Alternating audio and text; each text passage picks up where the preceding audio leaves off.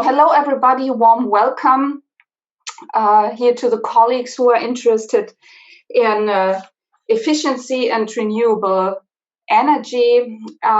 We have in this session, my name is Ellen Matthies, I'm from the University of Magdeburg in Germany.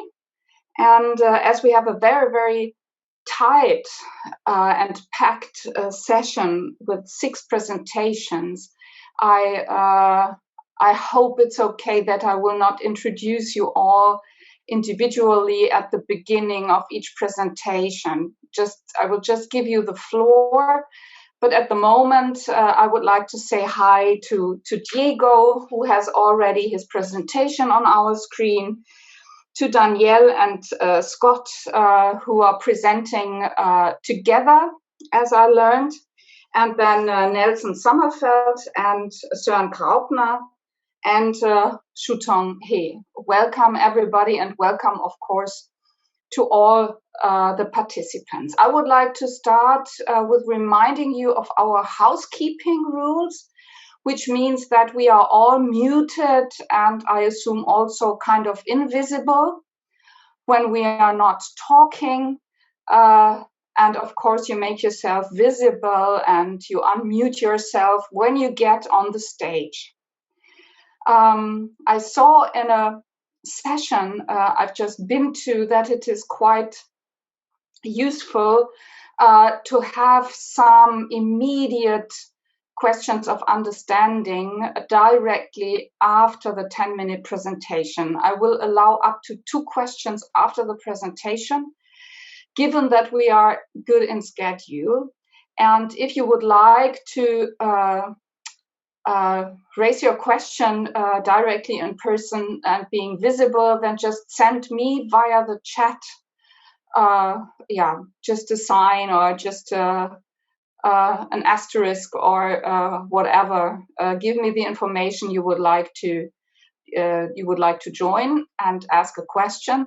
And of course, you are all invited to send to me or directly to the presenters questions concerning their presentation, because hopefully at the end of the 6 presentations, we will have some 15 or 20 or maybe even more minutes left to discuss with each other, and then I will go through all the questions that you send to me. So these are the instructions at the beginning, and I'm very much looking forward to the interesting presentations now we have from, I assume, from many places over the world. And our first presenter is Diego Peñaloza, and he presents on the social and market acceptance of photovoltaic panels and heat pumps in Europe, and gives us an overview. Okay, the floor is yours. Yes, thank you very much, Ellen. Thank you for your kind introduction. My name is Diego, and I work at Behavioural, Swedish Environmental Research Institute. And as Ellen said, I'm going to present part of the work that we're doing in the project Horizon concerning the social market acceptance of renewable energy technologies. I would like to start. Okay. Yes, I would like to start with a quick introduction of Horizon. Horizon is a Horizon 2020 project where we trying to demonstrate different heat pump and solar solutions for renewable energy generation in buildings and residential and tertiary buildings. We also use some cloud-based functional monitoring platform to improve and optimize this system. So what we do is that we have different types of technologies and different technology providers for both solar panels, heat pumps, and also energy storage. And then we group them in different, what we call different technology packages, and we demonstrate them in different different demo sites across 4 different countries in Europe: Belgium, Latvia, Spain, and Germany. Yes, yeah, I won't get more into detail, but this work I'm presenting is part of work package 7, where we are assessing both the environmental and social impacts of the project and the technologies. So the goal of this part of summarizing the work I'm presenting today is to both conceptualize and social market acceptance of renewable energy technologies. Diego, sorry, I have to interrupt you. Yeah. Some of us hear you not really well. There are some interruptions. Do you have? Can you change something with your microphone, or do we have to cope? I don't know. I have. I'm connected with via cable, so I don't think it's Wi-Fi or internet problems. And I am wearing the best. Yes, okay. Just go on. I think it takes time to fix it, maybe, and I think it is for me it's bearable. So I think we just will cope. Okay. I'm really sorry. I don't sorry know for interruption. I hope it gets better. Really. I actually came to the office just to avoid it, but anyway, yeah, I'm sorry for this inconvenience. So as I was saying, so we went to conceptualize both social and market acceptance, and then we try to identify which aspects should need more focus for replicability of these key solutions to involve social and market acceptance. So when we talk social acceptance, we want to understand how stakeholders are positive or negative about the technology, and therefore less or more likely to oppose it. And for market acceptance, we focus on the barriers and motivators for the adoption of the technology. So this is a very short overview of what we did concerning the methodology. So a bit overview of the methodology. We started by carrying out literature review, both of scientific publications and the other EU projects. In order both to conceptualize social and market acceptance, but also to get the input for the design of the survey. So we based the survey on the results of this literature review. We both to the design of the questions and also the practical aspects such as which platform to use, and for example, we use a Likert scale with 7 levels. Based on the feedback obtained from those from the implementation of similar projects. We also identified the relevant stakeholders or target audiences, but this work was carried out in another part of very early in Sunrise, but we just used the results from another work package. Yes, and also we identified the statements and questions that each category part of the survey was going to employ. And then after we designed the survey, so we carried on online, and we also we had a broad a wide variety of stakeholders. So we didn't only focus on the residents and users in the demo sites, but we also asked business representatives, building owners, and the general public. We went mostly for stakeholders through the demo sites, but also we reached out through social media. So there is there's people, some participants were not related to Sunrise at all. And then we analyzed the data using R, different approaches in R, such as principal component analysis, MANOVA, and also the cost approach for the ANOVA test. I don't have enough time to go through all the findings, the results, but this is just a an overview. First, the PCA, the principal component analysis, it didn't provide very useful results. So we didn't follow that trend, so to say. Instead, we focused on the ANOVA analysis, where we basically tried to find correlations between different variables and different specific answers in the questions. So we found in the case of social acceptance, we found 13 cases of significantly statistically significant results in terms of correlation. And a summary of these findings is here. So we found out that the higher environmental index, which is a way that we use to measure their level of environmental conscious of the respondent, where the higher the index, the more positive towards the visual part of the technologies and other groups. We also found out that the involvement in sun horizon was very relevant. Because the participants had more information about the technology, and therefore were more positive on how representation and also social status increase and other environmental effects. Concerning the differences in among countries, we found out that most of the countries were positive about the environmental benefits and were largely interested. We found it interesting that Latvia and Belgium were somewhat negative towards technology awareness aspects. They didn't see much the technology around in the neighborhood. They didn't know people who had the technology.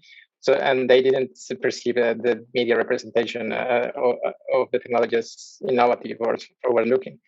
And concerning the differences among stakeholders, so all groups but business persons would believe that technology negatively impacts the visual landscape. And public owners, public building owners, they have the most positive attitude towards technologies. And even they were even positive towards the economic aspect of the technology, which was not the same for all the other stakeholders. And we did the same for market acceptance. We also had a few of cases for further analysis where we found correlation. We also found out that high environmental impact index gave more positive response towards certain statements related cost savings, performance, and the increase of the value of the property and innovativeness of the technology being an opportunity for them. Again, the involvement on Horizon was key, and it helped having more positive attitude towards the availability of information and the legal framework, predictability. And something very interesting is that all countries perceive the investment cost as a barrier. Spain had the largest number of barriers, mostly concerning technological, economic, legal, and organizational issues, and also trust. Germany only perceived cost as a barrier, and Latvia found economic and legal barriers. Belgium, again, economic and legal barriers, but also had a difficult time trusting stakeholders, and also they saw a lack of sustainable business models. And also in Belgium, there was the barrier was the absence of financial support and political support. So yeah, some other findings concerning the stakeholder groups. The stakeholder groups have had there were similar trends as in the social acceptance. Economic aspects were perceived as the main barriers, and especially among the public building owners and the general public. And the business persons, they perceived the largest numbers of barriers, which was interesting, mostly economic and lack of information and trust in business models and legal aspects. And private business, private building owners, they perceive the least barriers. And again, only concerning economic aspects. so some conclusions from our results is that the market acceptance it shows pretty significant variations among stakeholders and countries. The country of residence, we found some differences among the country of residences. Investment costs are largely perceived as barriers. Sometimes organizational issues and also legal barriers were identified. And then Germany was overall the most positive attitude, where only the investment cost was perceived as a barrier. The stakeholder concerning the stakeholder groups, the economic aspects were the main barriers, or we found to be the main barriers among building owners and also general public. The business persons, they perceive largest number of barriers, and private building owners perceive the least number of barriers. And yeah, we see also a lot of the results from this work can be input for policymakers as they formulate strategies to foster adoption. I tried to sum up as much as I could. There's a lot of results, interesting results in this work, and it's hard to put them together in 10 minutes. I have some appendix slides where I can show more details. But we are we're working in ways to publish this work more thoroughly. So yeah, please follow us and all in social media, or also contact me. But even though I'll be changing jobs soon, but you can contact my colleague Erika, who's the work package leader. Yeah, and now I'm open for questions. Yes, so I did not collect any questions or any signs from participants in the chat, but at least I have one question. If you have time, so I just check. It's a little bit complicated to start my video. Okay, I have one question, because you pointed to that social acceptance was quite low, and afterwards you say that in particular in Germany, market acceptance was or the only relevant reason not to use it was price or cost barriers. And I was wondering, I assume that PV in Germany, because you are reporting on PV and heat pumps, and I assume that PV in Germany is very positively seen in the public, or isn't it? Yes, but it's a difference between there is a difference between social acceptance and market acceptance, and that was that was interesting outcome. That sometimes there could be some kind of based on the results from the social acceptance, as you point out, you would expect something because you would expect that maybe the people are more positive towards solar energy, for example. Yes, I know from studies in Germany, demoscopic studies, that photovoltaic is really positively seen in the public. So I was wondering if also Germany had low social acceptance levels. No, that's the thing. They have very positive attitude towards renewables. The thing is that then when we move to market acceptance and when we identify barriers. Sorry. Thank you for your answer. Yep. Yeah. So thank you very much, Diego. I suggest we go to the next presentation. The next presenter are Danielle Alexander and Scott Dwyer, and they are presenting from the same project. So please share your screen. Thank you, Ellen.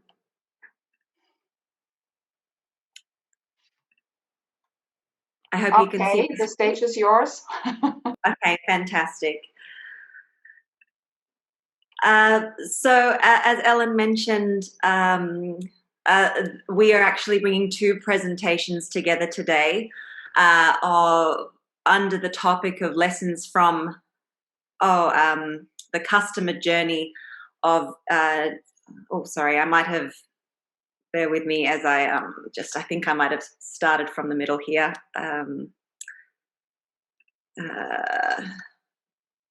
Here we go. Sorry, I started right from the middle. Here we go. There we go. As we present on custom insights from distributed energy resource projects. DER is what we call solar and battery and anything really that may be behind the meter.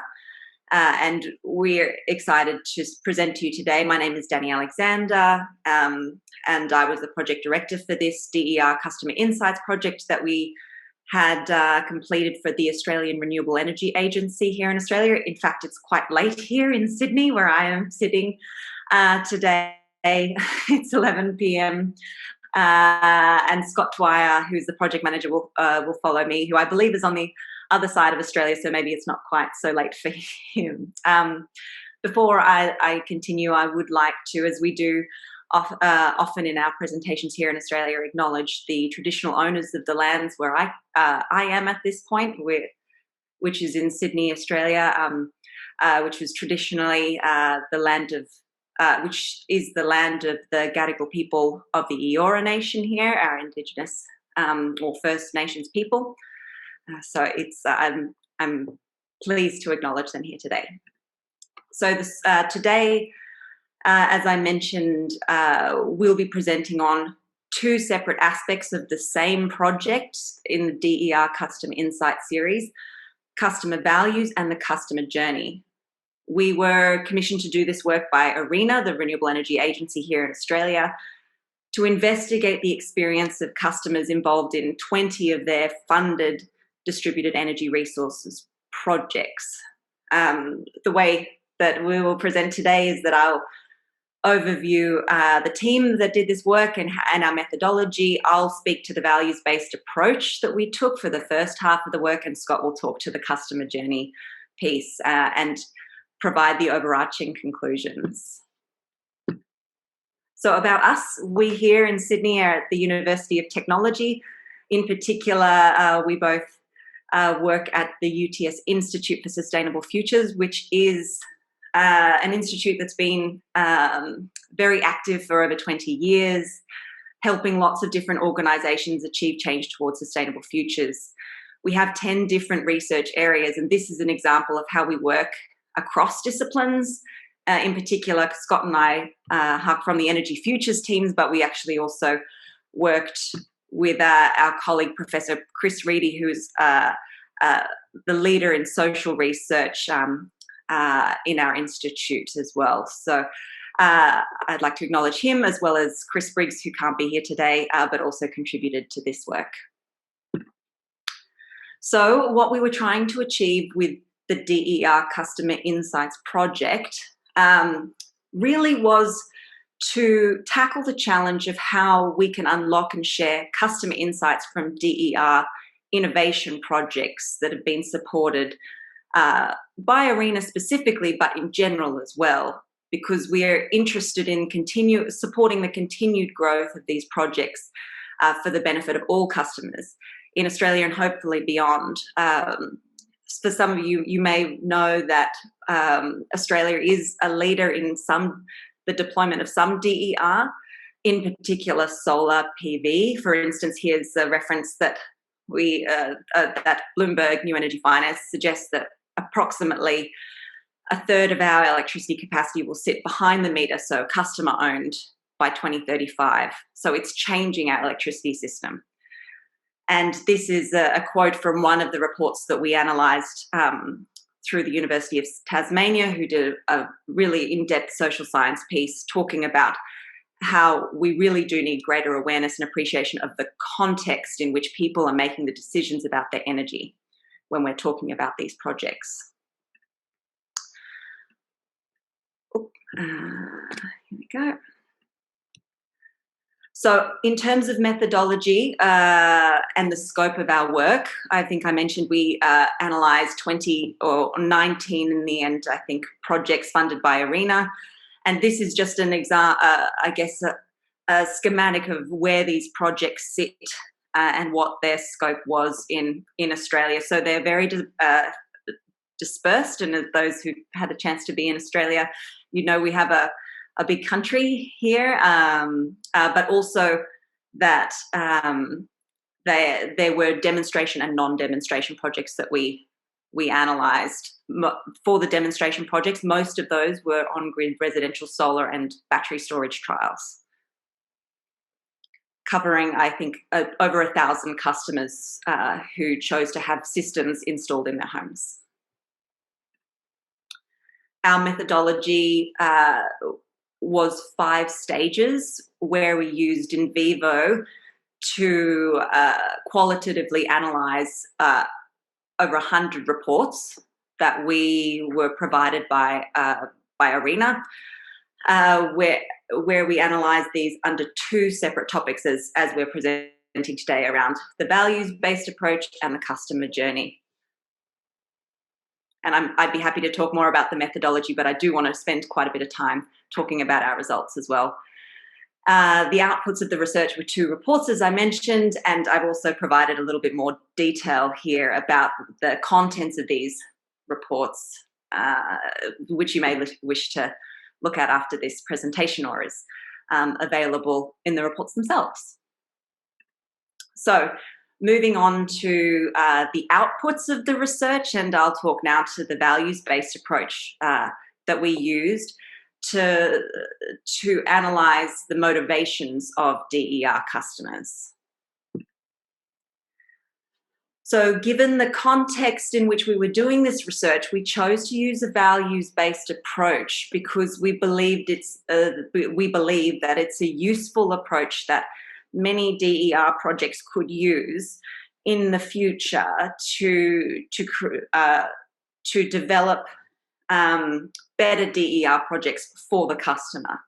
The reason why we chose this was because this cuts across demographics and it can help to understand and target a much broader range of potential DER customers. And what I've outlined, what we developed here, was a schematic with ARENA to represent the Schwarz's universal values that you can see on the outside here, conformity all the way around to security, and we took these and then we used Rose's values mode to make this even more effective, perhaps for future DER projects that that may find a three-pronged approach easier to be able to communicate within their organisations and also external to the organisation as well. So Rose's values modes here, I think of my next slide, yes, offer a more simple method for understanding many customers. And so this is broken into 3 modes: settlers, prospectors and pioneers. And I'd be happy to talk more about this, this approach if you would have any questions. But in summary, settlers, there are some words here that describe settlers, but really they are security driven. So they need safety, security and belonging. And we've just pulled some quotes from the reports that we have analysed that signpost the situations where we could see that settlers may have been involved in trials or in research that was done under these DER projects. By comparison, prospectors instead seek success, including the esteem of themselves and others, and pioneers are focused on new ideas and self-actualization. For instance, in these cases, the quotes that the signposts that we have pulled talk about holistic, sustainable, and strong community spirit, and the usefulness of this approach is also that it aligns with Maslow's hierarchy of needs. So you move from a settler through to a prospector to a pioneer. So in practice, when we analysed through in vivo the content of these reports, we found that on the left-hand side here, there were 9 motivators of DER customers, and we mapped these to the universal values, and thus the primary mode under Rose's values mode there. And I'll talk a little bit about trust before I hand over to Scott as well. So you can see that there are some that do cross some value modes, but it was a useful tool for us to be able to make sense of the motivators that we had analysed to make them useful for future DER projects. Of course, to make them useful, it is about designing and implementing future DER projects. So the key purpose of using this approach is that we think that, well, we found that projects will be likely to achieve better outcomes by deeply understanding their target audience before developing and communicating the DER product. What was very common across the projects were that they experienced delays in customer recruitment, and many didn't actually reach their original participant target for that particular demonstration. And we believe that this approach would help future projects achieve those goals and get better outcomes for all the customers that are involved, but also the customers that are connected to the grid surrounding those customers. We would just caveat that we understand that these were related to residential solar and storage trials, so this may be slightly different if you did look at other distributed energy resources. But we feel quite confident that in many cases this would still hold true. And this quote here is just an example from one of the network businesses, the distributor that was leading a trial, and how they saw the customer as a load profile. But instead, I think shifting that perspective into the perspective of the customer and their values would perhaps achieve better outcomes. Similar to how Diego mentioned earlier, cost. Dani, sorry for interruption. I just want to remind you, you still have 9 minutes from the 20 you have. So if you would like to switch with Scott, then go ahead. Oh, great. Yes, sorry, I did do the methodology slides up front, so I hope I've got maybe one. I'll just go through this in 1 or 2 minutes and then hand over to Scott.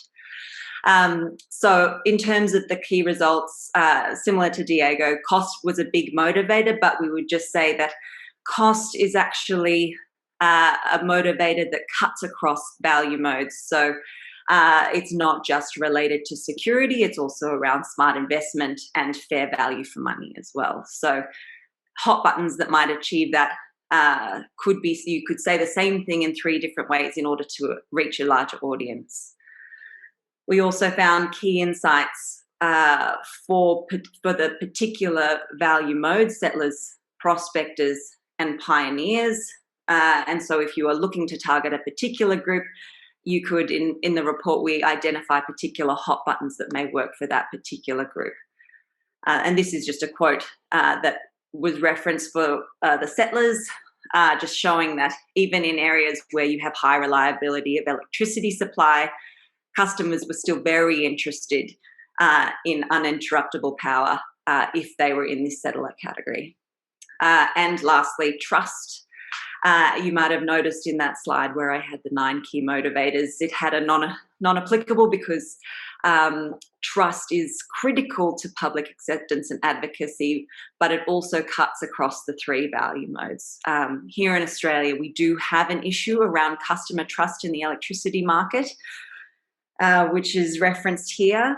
And there are already perceptions that particular DER projects may need to overcome. For instance, the idea of installers not being trustworthy. And there's a DNV-GL trust equation that we've referenced here as an option to use there. So I'll hand over now to Scott.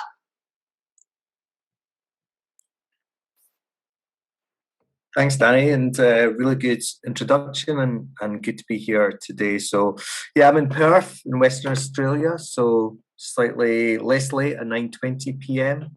And just 4,000 kilometres from Danny in Sydney. So I'd just like to acknowledge the Whadjuk people of the Noongar Nation, and their elders past and present upon whose land I am. So I'm going to take you through the lessons from the customer journeys, and again based on the same methodology that Danny presented, and we obviously looked at two different aspects within this project. So if we just take you to the next slide, and this is again from going through those 100-odd reports from those 20 really cutting-edge Australian Renewable Energy Agency funded projects.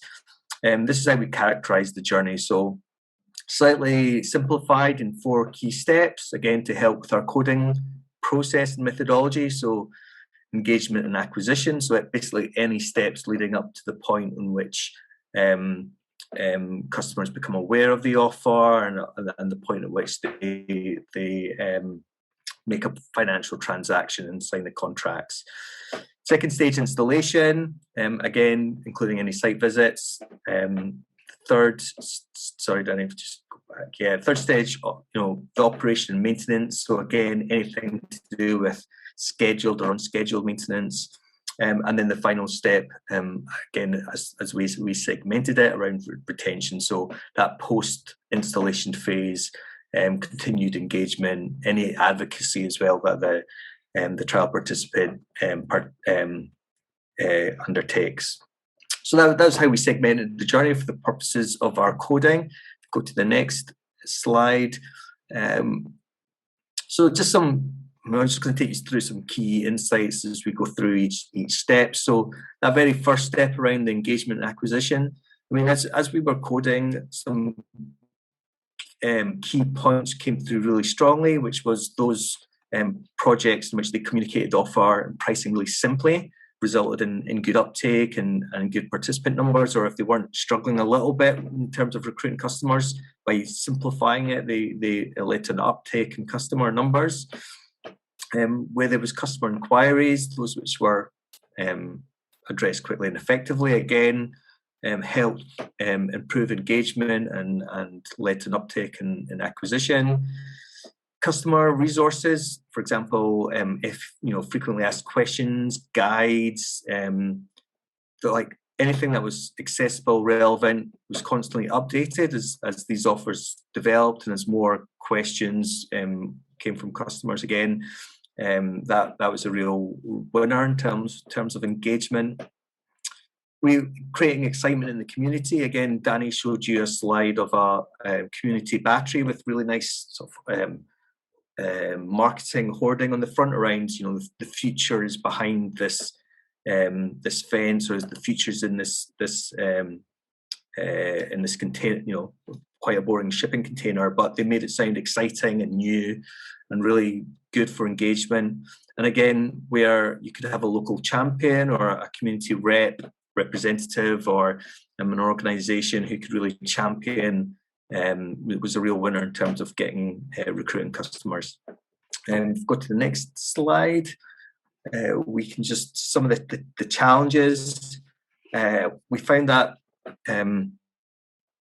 those projects in which they did some really detailed customer research in advance really helped understand the needs of the target customers better.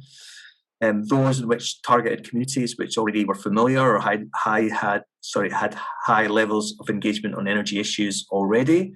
They'd already they found they had good acquisition rates, and also those which didn't promise, we're going to recruit 10,000 customers in the as part of our project, and those that said, well, we're going to recruit 70 or 100 or 200 more modest targets, again found that they were much more manageable. Go to the next slide. Just to talk about some of the channels which they used for acquisition. Again, we see that example there, Synergy, which is a Western Australia energy retailer. Features just behind this fence. It's a pretty standard shipping container with a large battery inside. But direct mail, public town hall meetings, community workshops, home visits. So using some sort of offline sort of engagement channels really some of these proved really successful, and then online versions, email campaigns, special dedicated websites, social media releases. Again, these were some of the common approaches that were employed by the projects. Next slide. Installation. So just to say that this is really a key moment and a really critical point in the customer journey, and which really impacted positively or negatively, depending on that customer experience. If it wasn't planned well, if the contact wasn't good, if the installer wasn't knowledgeable, really impacted negatively on the customer feedback. So really critical to get this part right. Next slide. Scott, sorry, I didn't want to interrupt in the key moment. That's okay. The 20 minutes are over, so it would be great when you come to your last slides. Thanks, Ellen. Yeah, that's no problem at all. If we skip to this, maybe the final one. And again, I know everybody's got access to the slides here, so they can look through and get some of those key insights.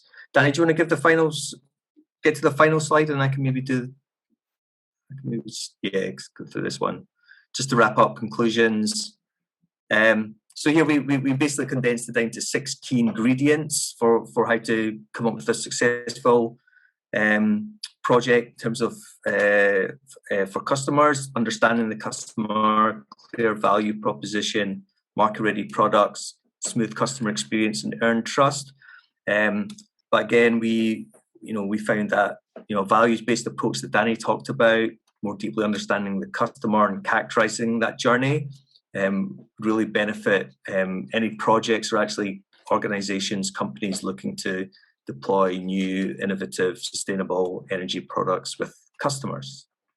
And I'll wrap up there. Okay, thank you very much. Thank you very much, Scott and Dani. So now we have time for 1 or 2 questions of understanding. At least I have one question for you. So I was wondering, I think it's very interesting that you use the Schwartz value orientation circle in order to make a kind of a target group segmentation. I have not. Did you present numbers of how big the specific target groups are, and how exactly do you identify those target groups? Or you recommend to tailor approaches to the target group, and I feel I haven't really understood that point. Yes, so we haven't done a quantitative analysis of, I suppose, how many people are in each of those value modes. Okay. And to be honest, I guess that framework suggests that everyone, I think, exhibits different, all of those values at different points. So one of the quotes that we use in the report is, everyone has a settler inside them, even if you're exhibiting that pioneer mode. It's still in the same as the Maslow's hierarchy of needs. However, there are some tools that we recommend that I think are quite easily accessible, where you can survey a customer base to see which are the likely modes that are in your target area, for instance, or if you're looking at a larger area, what is the likely breakdown of the values modes that are being exhibited, so that you can then design your DER product to be most successful. Mm-hmm. Okay, thank you. So there's an additional question now in the chat. I think it's to all. At Scott, have you monitored and conducted effect evaluations of the different initiatives, even with control groups?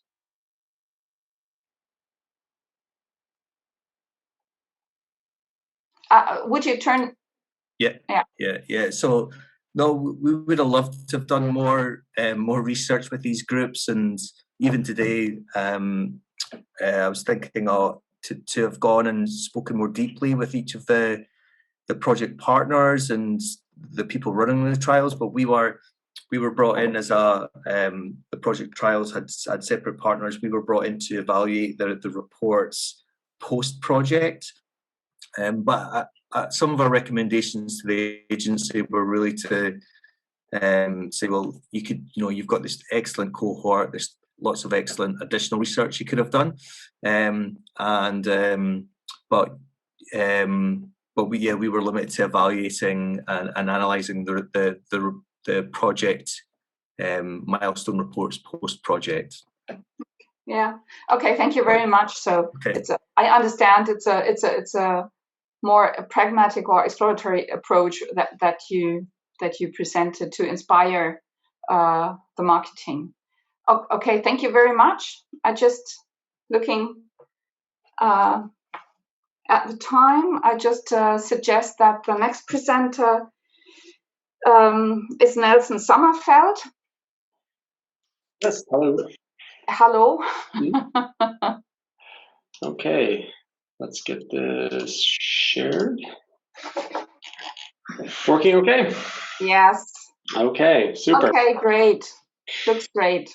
All right, let's get this laser pointer on. Right, thank you very much. So yeah, my name is Nelson Sommerfeldt. I'm coming from KTH in Sweden, in Stockholm. And so we're looking at user-centered design for identifying biases in household PV adoption.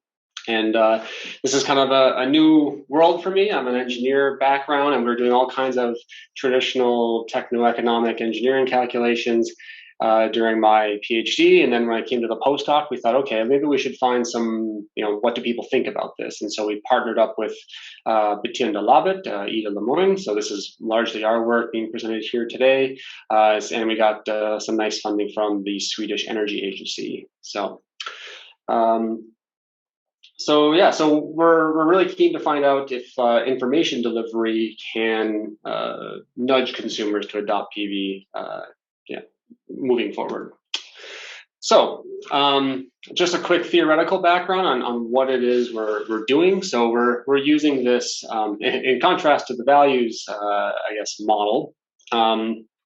We're using the diffusion of innovation model for decision making from Rogers. That's been around a long time, and it's kind of this clean, sort of mechanistic way. You start by getting interested, you get information, and ultimately you make this decision, and then get the technology. And so we're largely, we're of course interested in having as many people implement as possible. That's like the big picture goal. But our focus is going to be on these two phases here, where you're gaining knowledge and forming an opinion. So we're really trying to make sure that people don't drop out because of this phase.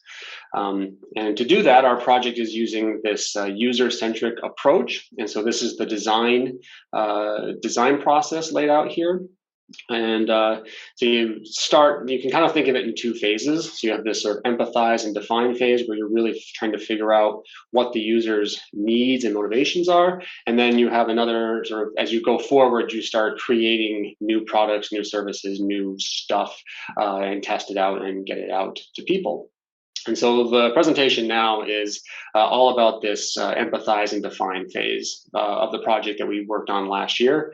And so we did a lot of user journey mapping to figure out, again, how are people finding information, and then how are they using it, and what do they like, what do they not like, and that sort of thing. And so, so this objective is, again, to identify which relevant behavioral aspects can we find for using in product development, as well as randomized field trials that we'll be conducting in the second phase. And so in addition to the empathize and define aspects of the traditional design process, we also did a sort of a mapping of the PV markets to understand maybe why some of the challenges that are there are actually there, to help explanatory value. We had 3 modes of investigation. So we did 28 semi-structured interviews with property owners, about half and half with and without PV, and broken up into villa owners, apartments, and professional property managers. We also did a review of existing information channels that are out there, and we took our results and compared and contrasted them with relevant literature. And so looking at the interview side, you get this picture of the PV adoption journey. And so we have these triggers, motivations, barriers, and activities. So if we start at the beginnings of what kind of triggers people to get interested in PV, it's a lot of the usual suspects, environmental reasons, there's a champion in the community talking up the tech, or it's just a convenient time to do it. They're motivated by, again, a lot of typical things you see. They're a innovative person. They like technology. They want to be a leader on the environment. They're also interested in economy. This is, I think, not surprising. They want to make or save money or make a little money on this product. And they also like the simplicity of it, that once you install it, you kind of don't have to worry about it for 30 years.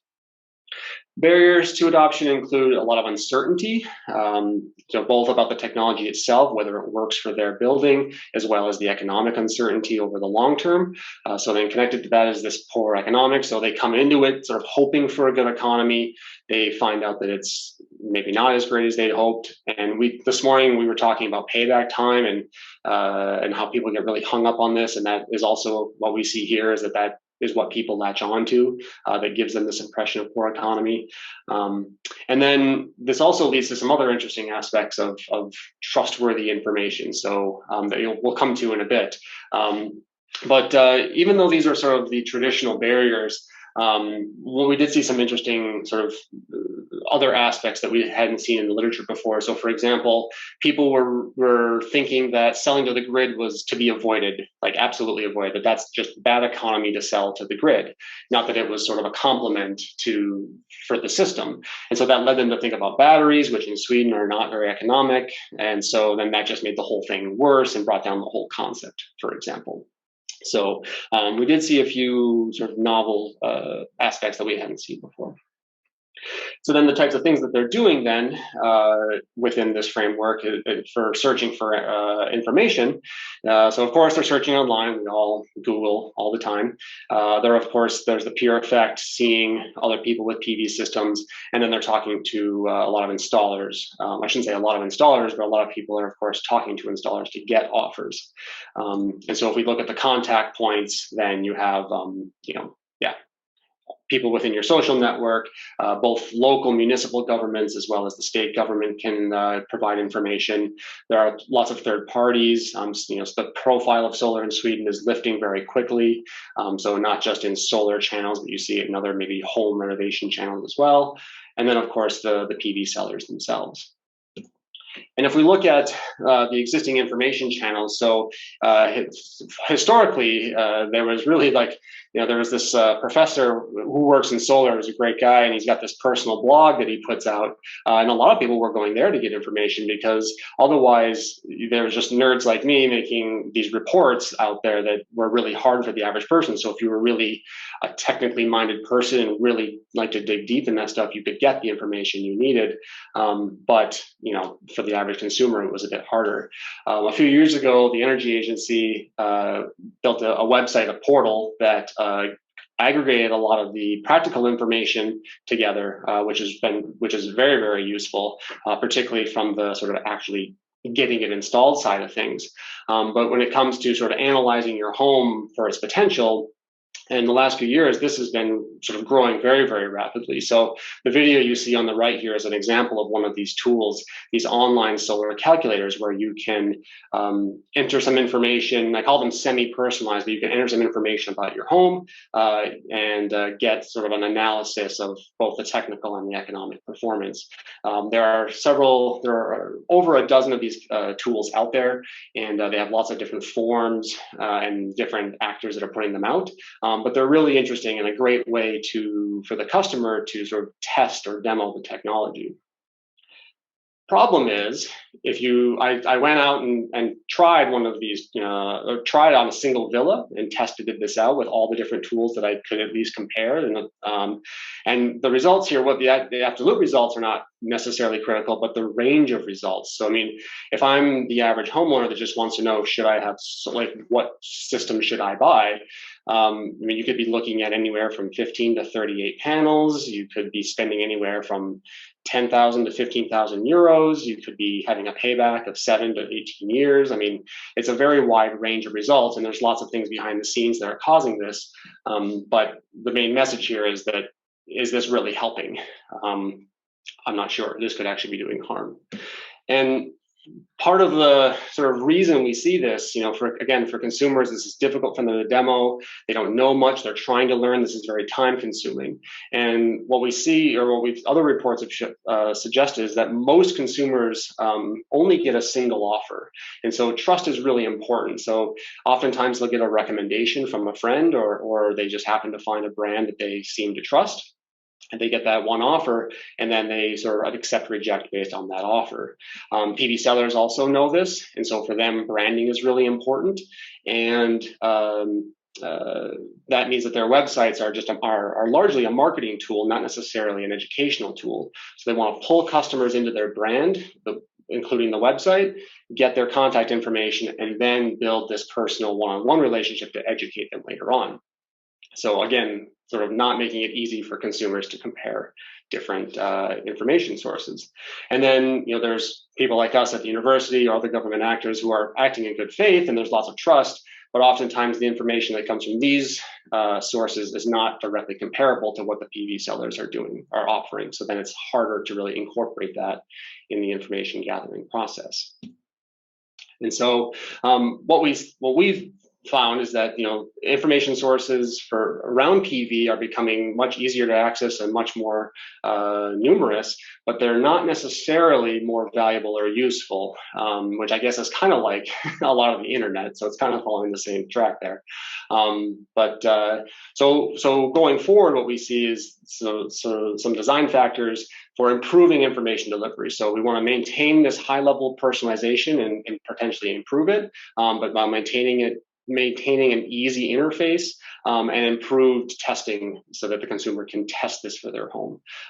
We also want to add more details about the PV system's function. Again, trade-off between information overload and ease of use. We also have some ways of reducing uncertainty, and we have some nice economic tools like economic analysis, and I can talk more about that in the Q&A about how we can do that, some novel techniques there. And we're also using an educational approach to building the tools as opposed to a marketing approach to help build trust. And so we're also, from a behavioral intervention standpoint, we're really focusing on this time dependence issue and maybe lumping it in with mental accounting. So trying to, again, move away from payback time as the core metric and playing around with different performance indicators there. And then also this traditional gain versus loss framing that you see a lot in behavioral economics. I know I'm over time, so I'll move real quick. So what we're doing now is we're getting all these insights are being applied to some websites now, 2 websites, one from Tevens, one from Karlstad, our great industrial partners. We've developed some new tools as well, and what you're seeing here is a sample of the engineering sample. We're still working on the design part of it, and we'll be launching these hopefully in the next month, and then doing randomized field trials over the summer. So looking forward to presenting that later on. So thank you very much. Thank you very much, Nelson. So I hope it's okay that if there are no questions, I have a lot of questions, but I think we do not have the time.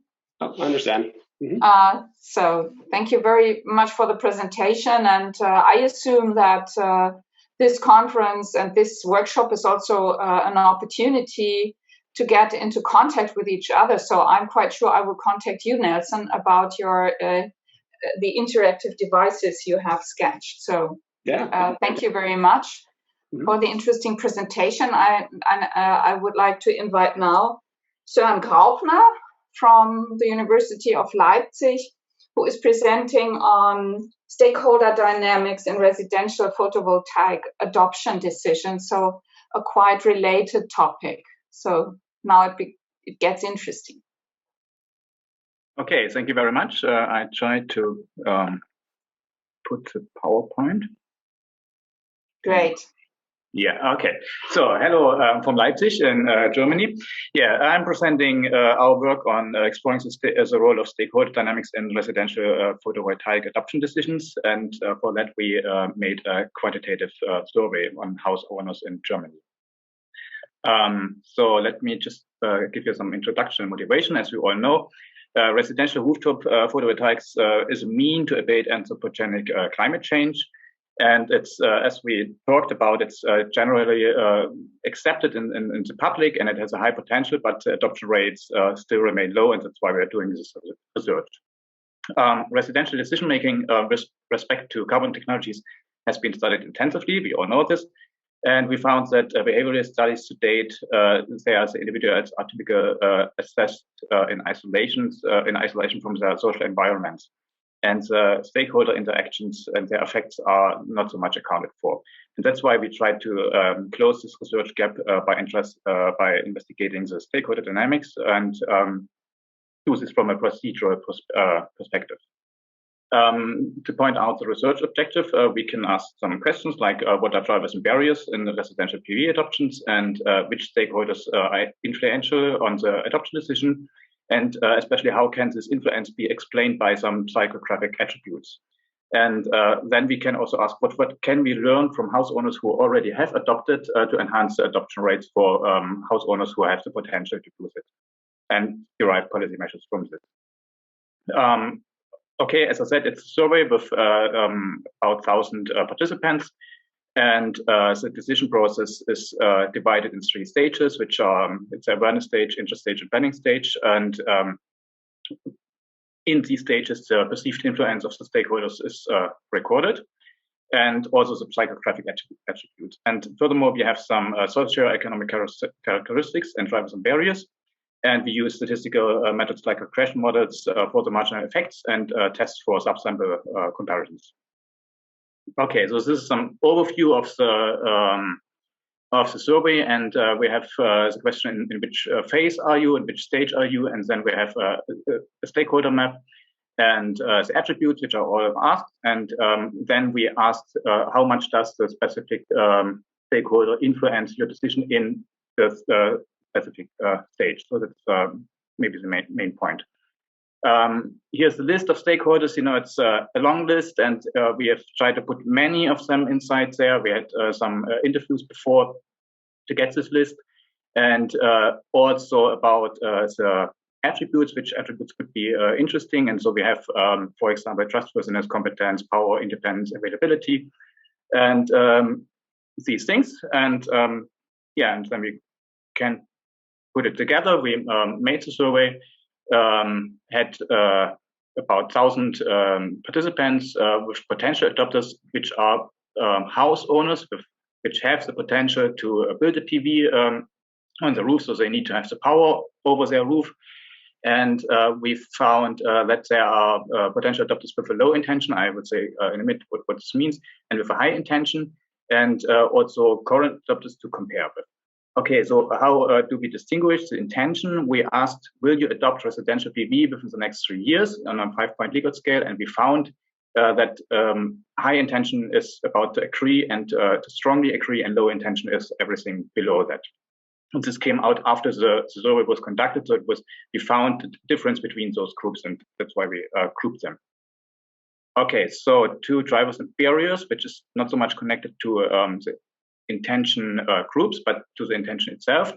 We made an order probit regression on the benefits and various statements, and we found positive marginal effects and for some statements. And to remind you, marginal effect means how much would an increase in this kind of Likert answer scale increase your intention. And we found that investing time and money to get information on PV systems is very important, and having enough money to install it was significant.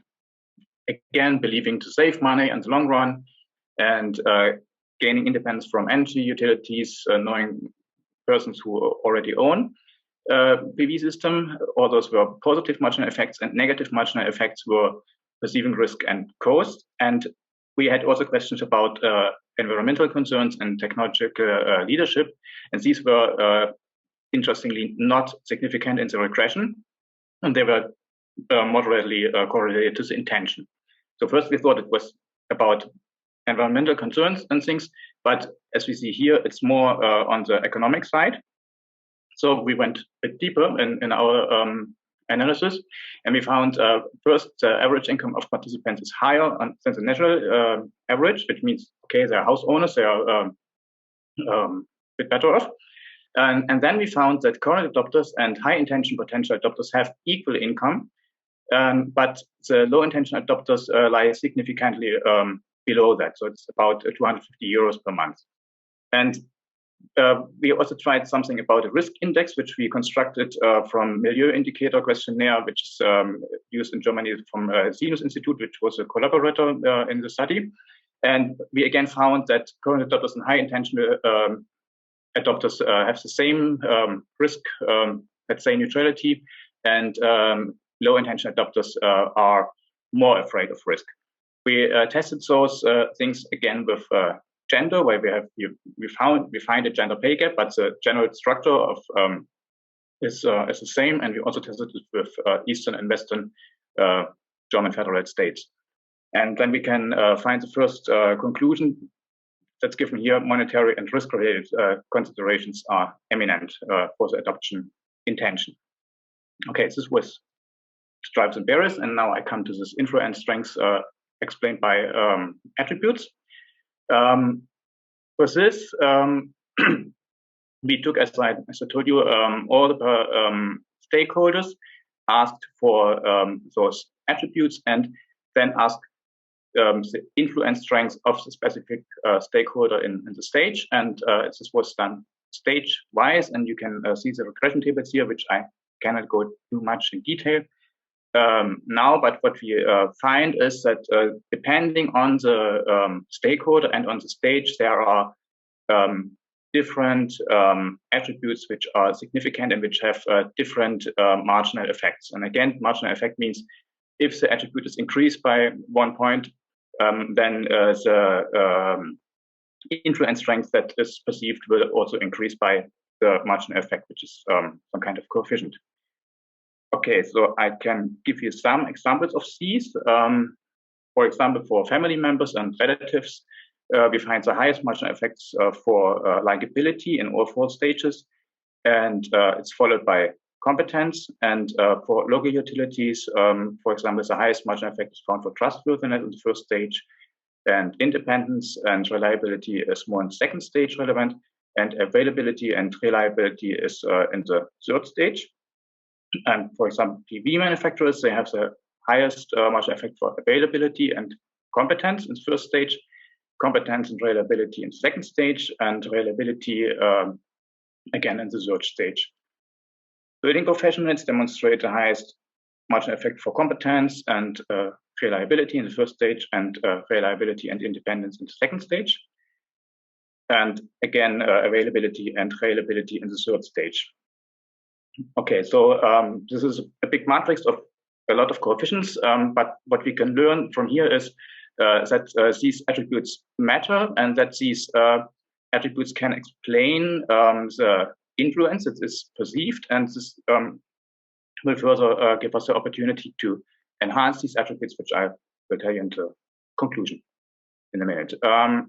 And then we also wondered if there are differences again in the influence strength, so to show that essentially those stakeholders really have some effect on the decision, and therefore we looked at the influence strength again for the different intention groups and for the different stages. And here we find that the actual adopted, the current adopters, let's say, report very high influence strength, and the high intention potential adopters, they are lying below that, and again the low intention potential adopters are lowest.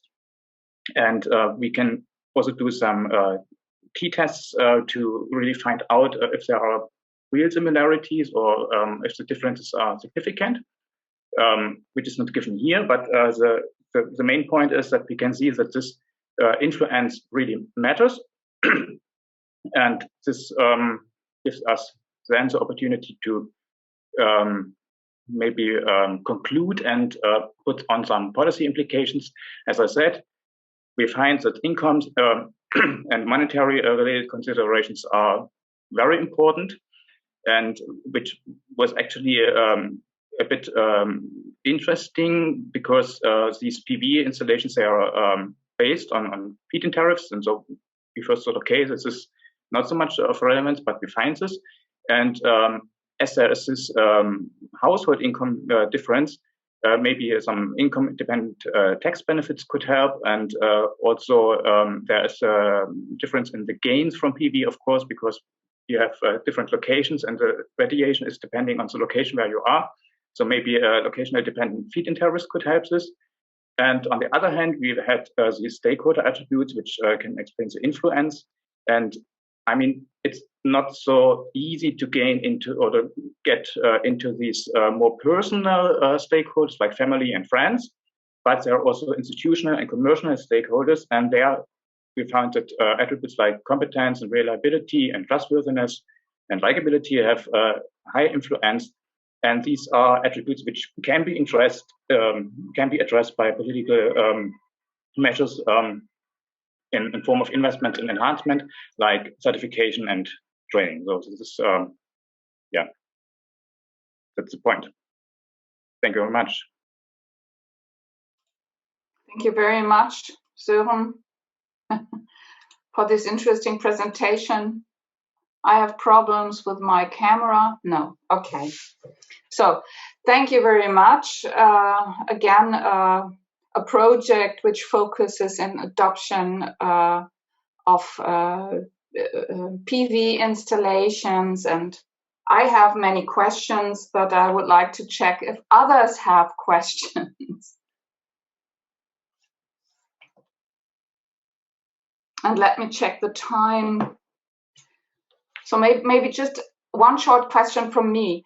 You know that in psychology we use stage models to analyze decisional processes from motivation to volition and really putting something into action. And yes, in these models, we often have loops, so that when you are not successful or when something interferes in the planning stage, then you go back and maybe you think about your initial goal, or you do not have integrated these kinds of elements, or do you have related to psychological stage models? We have I think on this planet behavior theory, and on this I think it's more this economic adoption kind of model. Yeah. And actually it's a bit of a problem which we did not address in beforehand, and which was that you might also have potential adopters who have quit the process and would have been interested to find out why. And it's actually we made the survey, and then afterwards we had all the data, and we found more and more that there are arising more and more interesting questions. But so sometimes but that's a very good point. Okay, thank you very much. So we will contact you because we are just planning. Okay. For a slightly different project, but also with the internet offer of information tailored to specific stages. So yeah. Okay. Thank you very much. But so I checked. There are no questions in the chat. So I would like to invite Shutong He on the stage. She will present, or please share your slides. Yeah, is that visible? Yeah. So she will go more in the direction that already was paved now by Soren, in the direction of decision-making processes. So we are very, so please go ahead. The floor is yours, Shutong. Yeah, Thanks, Ellen.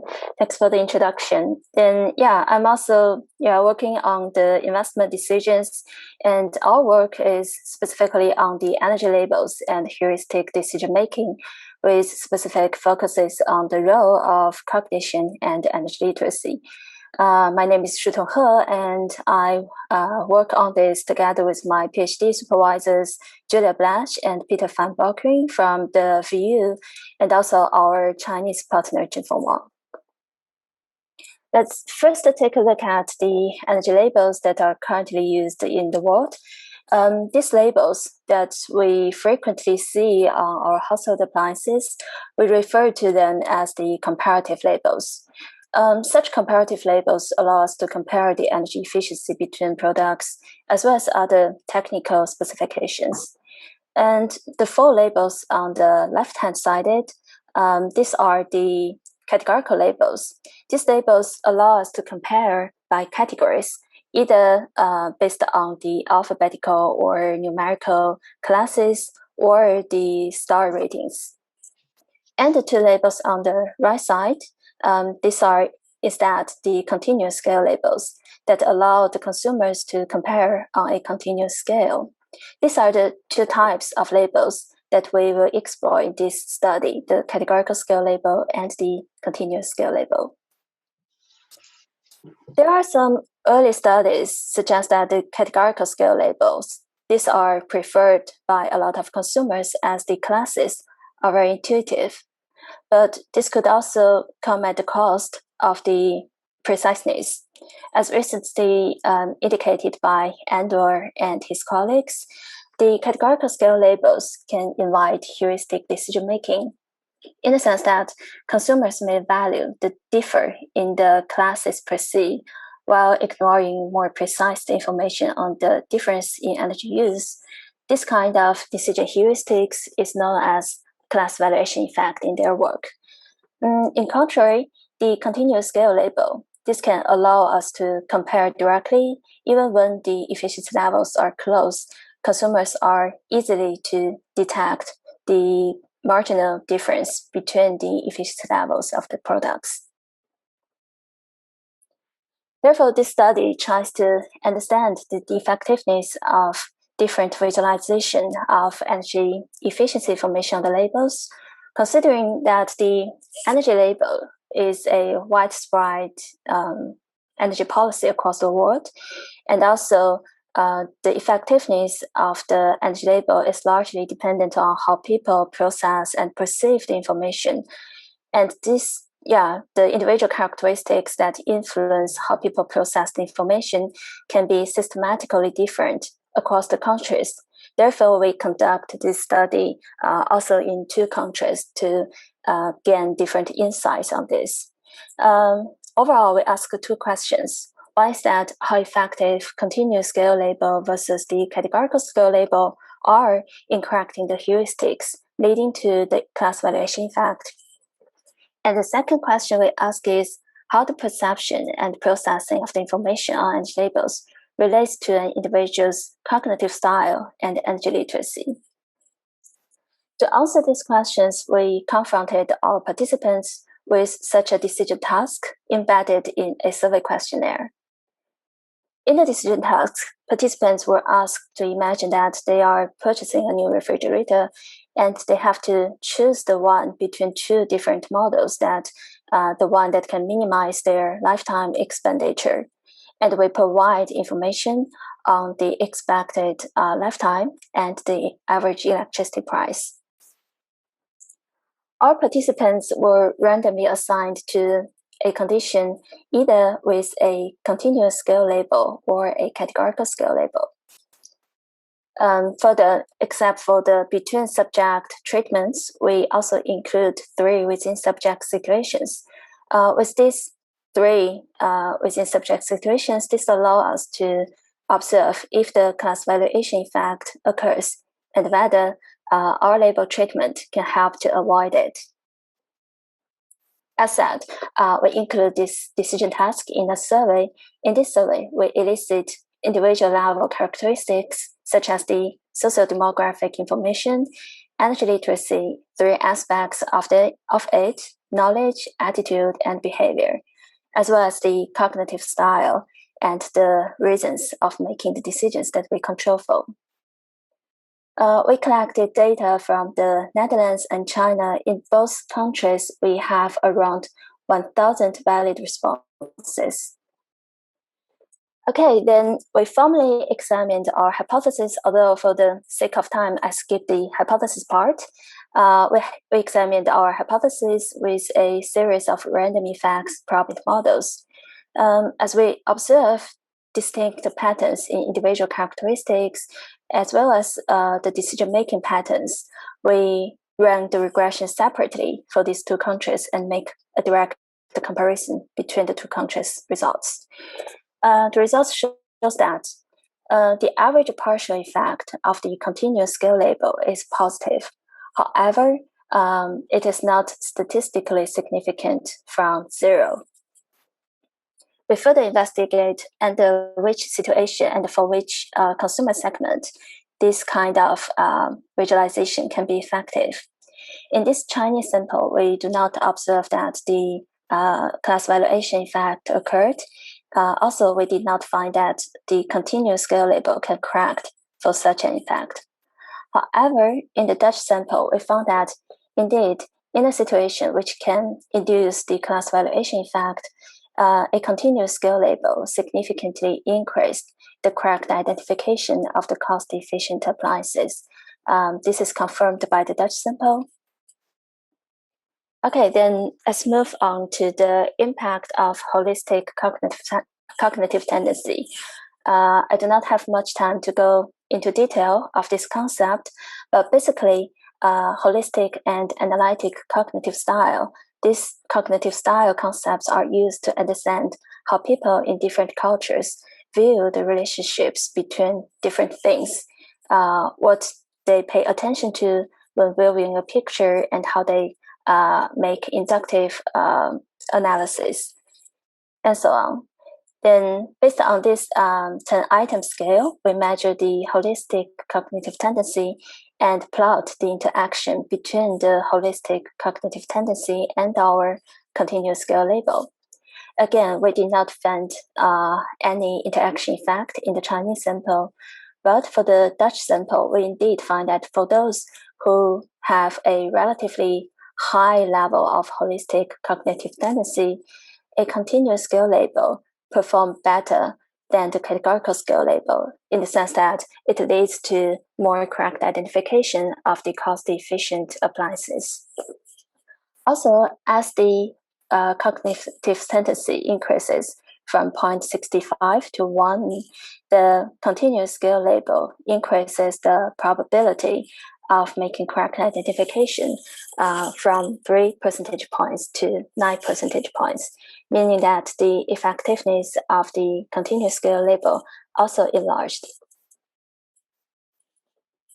This is our results from a collective perspective. As we have these 2 country samples, we observe that the Chinese respondents indeed demonstrate a higher holistic cognitive tendency compared to the Dutch sample. Although we did not merge these 2 samples, we compared the results by using the SUIST method. However, we did not find the coefficient of the 2 samples statistically significantly different from each other. Okay, conscious of time, I will skip the detailed results of the energy literacy and go to sum up our main findings. Yeah, as mentioned, we did not find clear conclusion on the overall effect of continuous scale labels, as both of the p-values of the 2 samples are slightly above the 10% threshold. However, we find that in the Dutch sample, the effectiveness of continuous scale label is dependent on the situation where the consumers made their decisions, as well as the consumer's cognitive style. Further, in terms of energy literacy, we find that instead of the general energy-related knowledge, awareness of daily life-related knowledge about energy policy and energy use of household devices, indeed translated into more conscious investment decisions. Also, nurturing energy-saving attitudes can increase consumers' valuation of energy efficiency. So this is the main findings of our study. And yeah, we're more than happy to take any comments and questions. Thank you. Shutong, thank you very much for keeping the time frame. And yes, so let's see if there are questions in the chat, or we still have some, I would say, 3 minutes or so to go into the topic.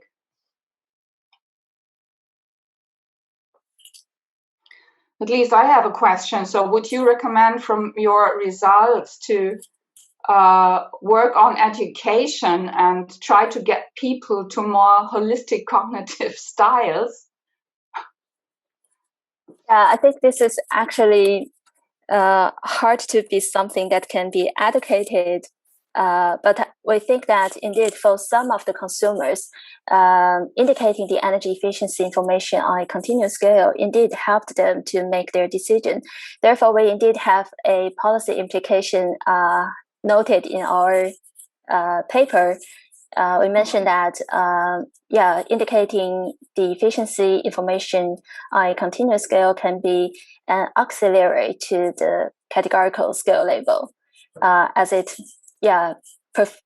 provide more precise information to any kind of consumers, and especially to those with holistic cognitive style. This kind of information is useful. Okay, yeah, thanks. So we do not have 30 minutes left for discussion. Oh, there is one.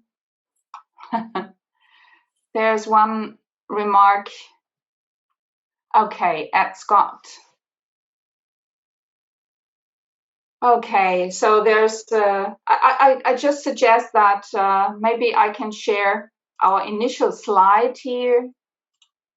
So hopefully you are still in the session, and hopefully you have the opportunity. I wanted to show you a slide of all the presenters in the sessions, but you also have this in the program. So I can only encourage to contact each other with further questions and getting or opportunities to get in contact about some specific questions. So at the end of the session, I would like to thank you all the presenters and all the participants who followed this discussion. Thank you very much, and I wish you a nice afternoon or evening wherever you are. Bye-bye.